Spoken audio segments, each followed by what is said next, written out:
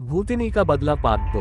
निकेश और नदेसर के अन्य 4 दोस्त चंदा और नदेसर के पास पूरी सख्ती से खड़े हो गए थे। चंदा और नदेसर कुछ समझ पाते इससे पहले ही निकेश ने दांत भींचते हुए तेज आवाज में नदेसर से कहा कि साले, मैं अपनी बहन की शादी तुमसे करना चाहता था, पर तुम बिना बताए गांव आकर अपनी शादी कर लिए।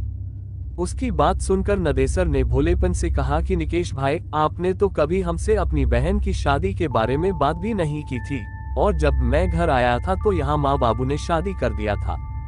भला मैं उन्हें मना कैसे कर सकता था। पर नदेसर की इन भोली बातों का उन 5 दैत्यों पर कोई असर नहीं हुआ। उनमें से 2 ने नदेसर को कसकर पकड़ लिया था और 3 चंदा का चीरहरण करने लगे थे। अभी नदेसर या चंदा चिल्लाकर आवाज लगा पाते इससे पहले ही उन दोनों के मुंह में कपड़े ठूंस दिए गए। फिर निवस्त चंदा और नदेसर को उठाकर वे लोग कुछ और घने जंगल में ले गए।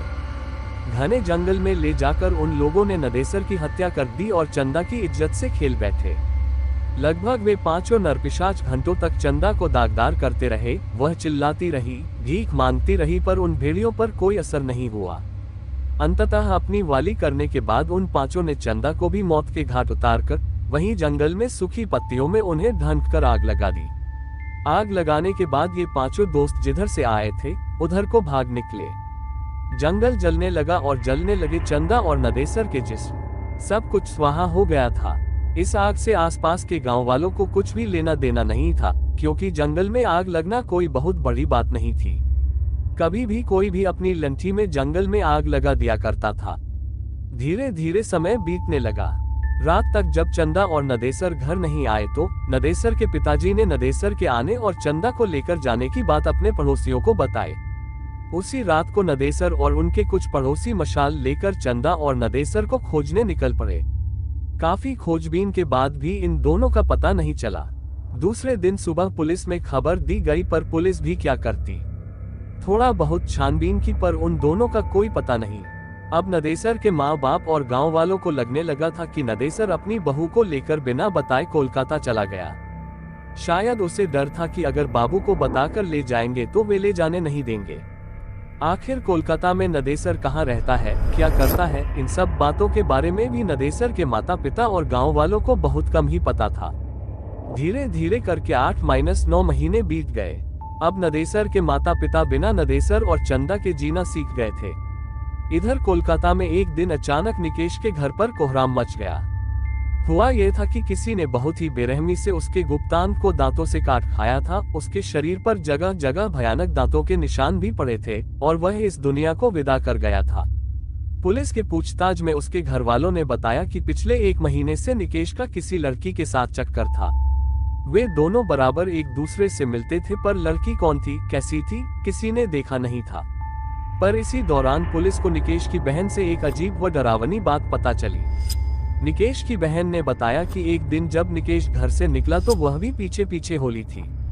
निकेश बस्ती से निकलकर एक सुनसान रास्ते में बनी एक पुलिया पर बैठ गया था।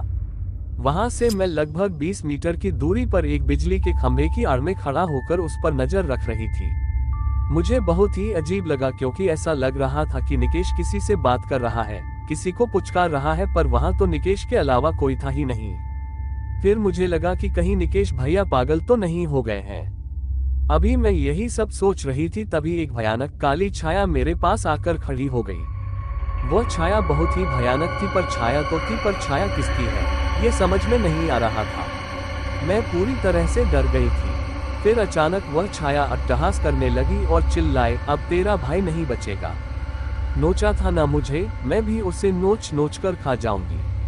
और हाँ, एक बात तू याद रख, अगर यह बात किसी को भी बताई तो मैं तेरे पूरे घर को बर्बाद कर दूंगी। इतना कहते ही निकेश की बहन सुबक सुबक कर रोने लगी। इतना सुनते ही पुलिस और आसपास जुटे लोग सकते में आ गए और पूरी तरह से डर भी गए, क्योंकि निकेश का जो हाल हुआ था वह ये बयां कर रहा था कि इसके साथ जो हुआ है वह किसी इंसान ने नहीं अपितु भूत प्रेत ने ही किया होगा। ये कहानी यही समाप्त होती है, पर इसके अगले भाग के रूप में एक कहानी और आ सकती है कि क्या निकेश का ये हाल किसी भूत भूतनी ने ही ऐसा किया था या किसी और ने।